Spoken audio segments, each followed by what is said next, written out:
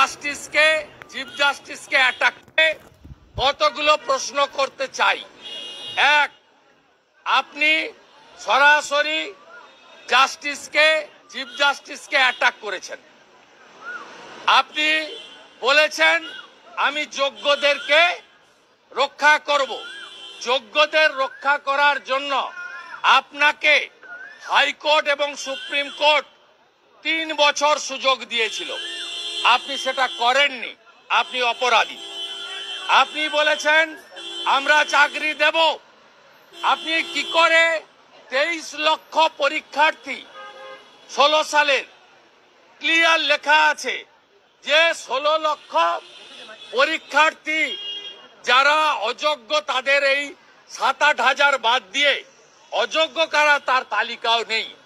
সেক্ষেত্রে বলা হয়েছে ওএমআর টেম্পারিং, প্যানেলের আয়ুর বাইরে নিয়োগ করা, out of panel, rank jump, 4-5টা ক্রাইটেরিয়ায় বলেছে এরা অযোগ্য।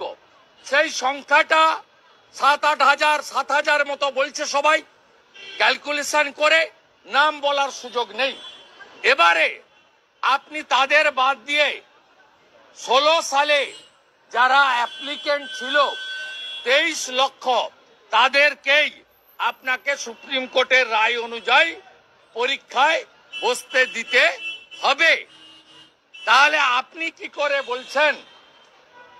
আমি তো বলছি আপনি সিপিএম কে, বিকাশ বাবুকে বলেছেন ঠিক আছে তারা উত্তর দেবে।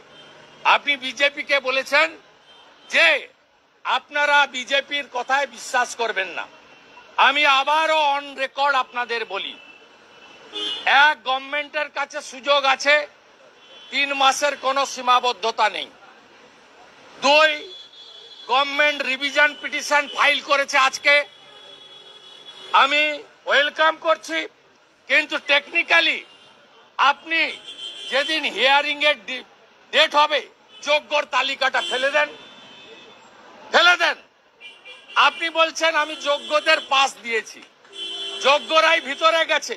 আমি মুখ্যমন্ত্রীকে বিরোধী দলনেতা হিসেবে আপনার কথার ভিত্তিতে আমি আপনাকে অনুরোধ করি, দাবি করি, আপনি যে রিভিশন পিটিশন করছেন, আজকে এসএসসি করেছে, আপনি সুপ্রিম কোর্টে যোগ্য তালিকাটা ফেলে দেন।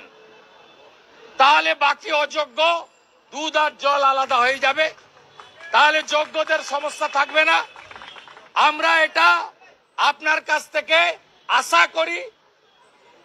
আপনি যদি যোগ্যদেরকে তালিকা না দিতে পারেন, সুপ্রিম কোর্ট ভারতবর্ষের সর্বোচ্চ আদালত, সুপ্রিম কোর্টে আপনি যোগ্য তালিকা না দিলে আপনি প্যারা 44, প্যারা 28 ক্লিয়ার বলেছে যে আমরা এখান থেকে বাঁচতে পারলাম না due to non cooperation of the school service commission, West Bengal government. এইটা প্রিন্টেড আছে অর্ডারে।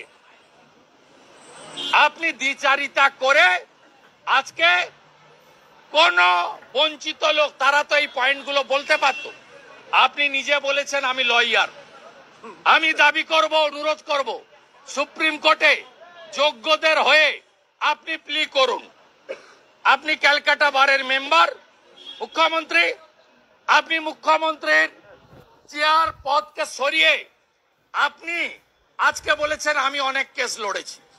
আমি অনুরোধ করব আপনি সুপ্রিম কোর্টে গিয়ে লয়ার হিসেবে যোগ্যদের পক্ষে যোগ্য তালিকাটা হাতে নিয়ে সিবিআই হার্ড ডিস্কের মাধ্যমে যে ওএমআর বের করেছে, যে একাডেমিক আছে, সেটা নিয়ে গিয়ে বলুন আমি লয়ার মমতা ব্যানার্জি এসেছি, আপনারা এই যোগ্যের তালিকা এদেরকে আপনি মহামান্য হুজুর কনসিডার করুন।